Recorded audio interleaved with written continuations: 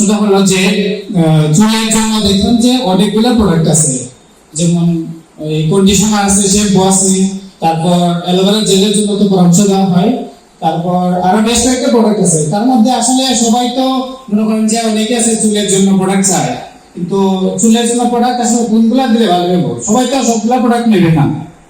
সেই জন্য চুল পড়ার মেইন কারণটা কি আমরা আগে একটু বুঝে বের করি নাকি?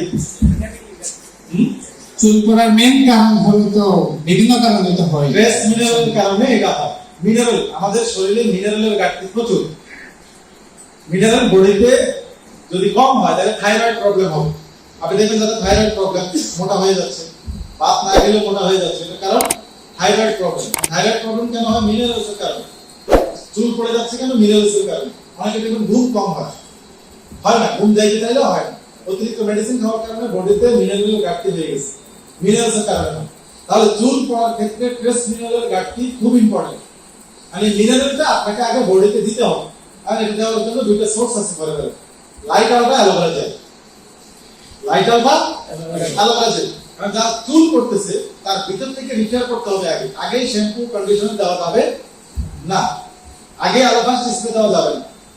অ্যালোভেরা স্প্রে দেওয়া যাবে যাদের চুলের গোড়ায় ছত্রাকজনিত কারণে পড়ে যায়, চুলের গোড়ায় ফাঙ্গাল ইনফেকশন হয়ে গেছে, ভেঙে ভেঙে পড়ে যাচ্ছে, চুলের গোড়াগুলি নড়বড়ে হয়ে গেছে ফাঙ্গাল ইনফেকশনের কারণে, তাদের ক্ষেত্রে অ্যালোভেরা স্প্রে দেওয়া যাবে। আচ্ছা, এই ক্ষেত্রে অ্যালোভেরা জেলি দেওয়া যাবে। ফাঙ্গাল ইনফেকশন চুলের গোড়ায়, কিন্তু স্বাভাবিক চুল পড়ে যাচ্ছে, চুলের গোড়ায় কোনো প্রবলেম নেই, তাহলে আপনি ওনার থেকে জেনে নেবেন ঘুমের অভ্যাস কেমন। Number 1 thing.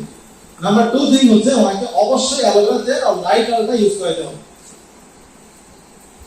কারণ তার মিনারেলসের ঘাটতিগুলি ভিতর থেকেই চলে যেতে হবে।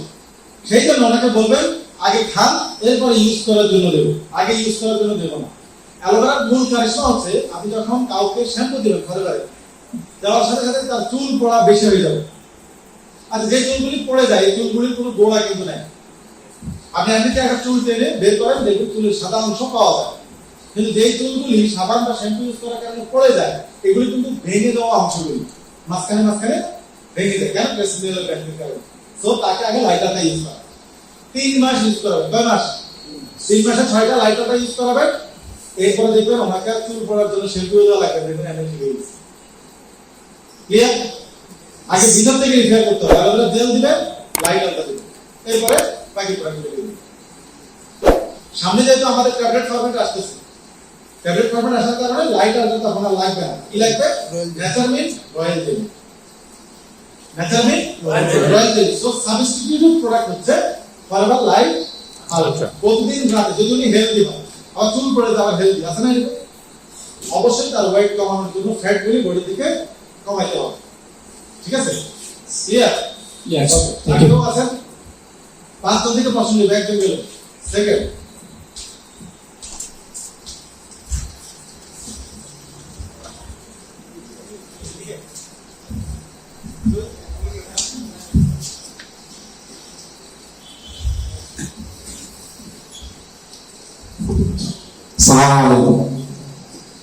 আমার একটা প্রশ্ন, আমরা স্বাভাবিকভাবে ডাক্তারের কাছে যে ওষুধ খাই, তো প্রেসক্রিপশনে লেখা থাকে যে একটা নির্দিষ্ট মেয়াদ আছে, যেমন ডোজ আছে, দেখা যায় 2 চামচ 3 চামচ বা 2 বার বা 3 বার এগুলো উল্লেখ থাকে। কিন্তু আমাদের যে ফরএভার যে কিছু প্রোডাক্ট আছে এগুলোতে বাস্তবে যেমন ডোজ বা বয়স বা তার নির্দিষ্ট মেয়াদ উল্লেখ থাকে না। আমার প্রশ্ন হচ্ছে যে যে ওষুধটা খাবে কি পরিমাণ খাবে এবং কতদিন পরিমাণ খেতে হবে, এই ধরনের একটা বিষয় এই দিকের মধ্যে আমি খুশি হব। ধন্যবাদ সবাই। আসসালামু আলাইকুম। আমাদের প্রত্যেকটা প্রোডাক্টে ডোজ কিন্তু লেখা আছে, আপনি একটু পড়বেন। প্রত্যেকটা প্রোডাক্টের গায়ে ডোজ লেখা আছে, যদিও এটা মেডিসিন না হওয়ার কারণে যদি ডোজ মেইনটেইন না করে খান কোনো ক্ষতি নাই। ন্যাচারাল প্রোডাক্টের সবচেয়ে বড় গুণ হচ্ছে যদি আপনার বডি থেকে কাজ না করে ক্ষতি করবে না, আর কেমিক্যালের প্রবলেম হচ্ছে যদি কাজ না করে ক্ষতি করে দিয়ে বের হয়ে যাবে। এটা ডাকাতের মতো, মেডিসিন হচ্ছে ডাকাতের মতো, আপনার ঘরে ঢুকলো কিছু পাইলো না, দেখেন হাড়ি নাতি ব্যাগে চলে আসছে রাখতে, এটা হচ্ছে কেমিক্যালের কাজ। আর ন্যাচারাল জিনিসের কাজ হচ্ছে যদি কোনো কাজ না করে এটা কোনো ক্ষতি করবে না। আপনি অ্যালোভেরা জেলের গায়ে দেখবেন লেখা আছে ওখানে ডোজের পরিমাণটা ওখানে লেখা নাই অ্যালোভেরা জেল গায়ে শুধু অ্যালোভেরা জেল হচ্ছে জুস ফরম্যাট, মেডিসিন ফরম্যাট না। তাহলে এখানে আমরা অ্যালোভেরা জেলটা যেভাবে সাজেস্ট করি সেটা হচ্ছে আমরা প্রথমে অ্যালোভেরা জেলটা 100 ml খেতে বলি, কিন্তু আমাদের যে বুকলেট আসতেছে বা বুক যেগুলো ছিল আগে, আমাদের নতুন প্রিন্টিং বুক আসতেছে, প্রত্যেকটা বইয়ের মধ্যে কিন্তু লেখা আছে অ্যালোভেরা জেলটা 60 ml করে খাওয়ার জন্য। কত ml? 60 ml। এবং আমাদের নতুন যে প্রিন্টিং বই আসতেছে ওখানেও লেখা আছে কত ml? 60 ml। স্ট্যান্ডার্ড হচ্ছে এটা, এটাকে বলা হয় IUU বলা হয়, IUU। এটা হচ্ছে ইন্টারন্যাশনাল আয়ুর্বেদিক ফর্মুলা নাকি যেটা বলা হয়, এটা একটা স্ট্যান্ডার্ড, ইন্টারন্যাশনাল স্ট্যান্ডার্ড।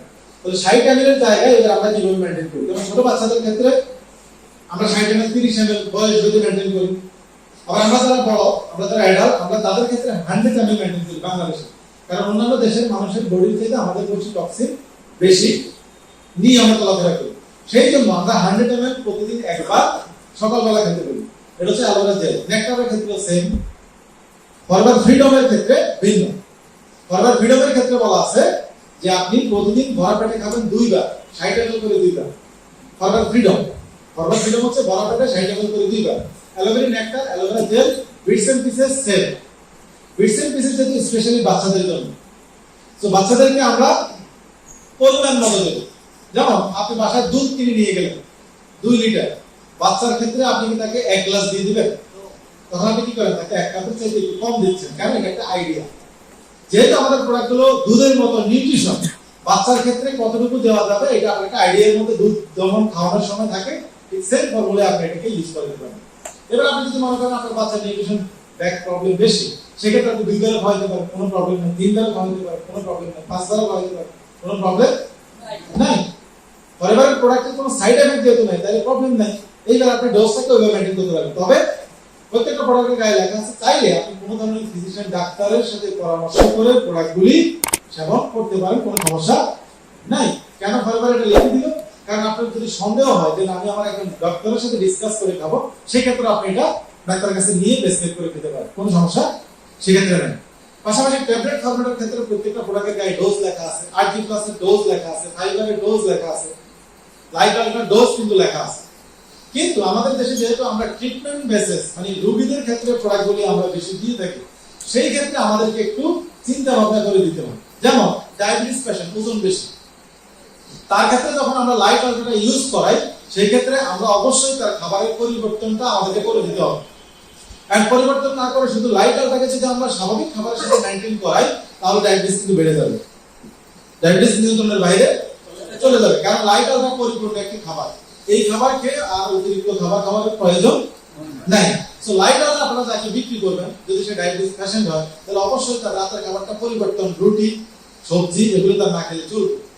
সকালবেলা যদি তাকে আপনি লাইট আলট্রা দেন, তাহলে অন্য ধরনের নাস্তা না খেলেই চলবে। অনলি লাইট আলট্রা যদি খায়, তাহলে তার সকালের নাস্তা ওকে, রাতের খাবারটাও ওকে, এখানে আর কোনো কিছু লাগবে না। আপনি যেটা বলছেন যে ডোজ যদি লেখা থাকে, আমাদের সামনে যে বই আসতেছে ওখানে পরিপূর্ণভাবে এটা লেখা আছে। তবে এই ক্ষেত্রে শুধু aloe vera gel nectar juice format হওয়ার কারণে এখানে কোনো ডোজ লেখার প্রয়োজন নাই। আপনি শুধুমাত্র ছোট বাচ্চার ক্ষেত্রে কতটুকু দিবেন দুধের মতো, বড়দের ক্ষেত্রে কতটুকু দিবেন দুধের মতো, আপনি এটা মেইনটেইন করলে হবে। ইয়েস। আর অন্যান্য যে ফরম্যাটগুলি ওগুলোর মধ্যে ডোজ লেখা আছে। জি, আর কেউ 5টা প্রশ্ন বুঝতে গেল?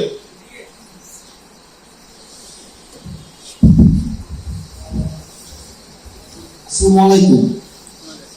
আমার এক ফ্রেন্ড, তার খুব এজ খুব কম, কিন্তু ওর বয়স চুল থেকে যাচ্ছে, তারপর দেখা যায় মাথার টাক হয়ে গেছে।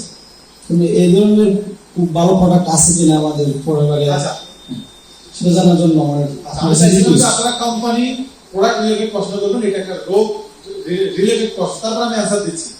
চুল পেকে যাচ্ছে বা চুল পড়ে যাচ্ছে, পরে টাক হয়ে গেছে, এজ কম, আপনাকে অবশ্যই একজন স্কিন স্পেশালিস্টকে দেখাইতে হবে। তাকে প্রবলেমটা কোথা থেকে উৎপত্তি এটা বের করতে হবে। আমরা স্পেশালি ডাক্তার না, ডাক্তার আমরা স্পেশালিস্ট, আমরা কিন্তু মেডিসিন বিশেষজ্ঞ না। আপনাকে অবশ্যই একজন ডাক্তারের শরণাপন্ন হইতেই হবে। হওয়ার পর ডাক্তার আপনাকে একটা লেসন কিন্তু বলবে এই কারণে এই প্রবলেমটার উৎপত্তি, তখন আমরা তাকে মেডিসিনের পাশে সাপ্লিমেন্ট দিতে পারবো। ক্লিয়ার?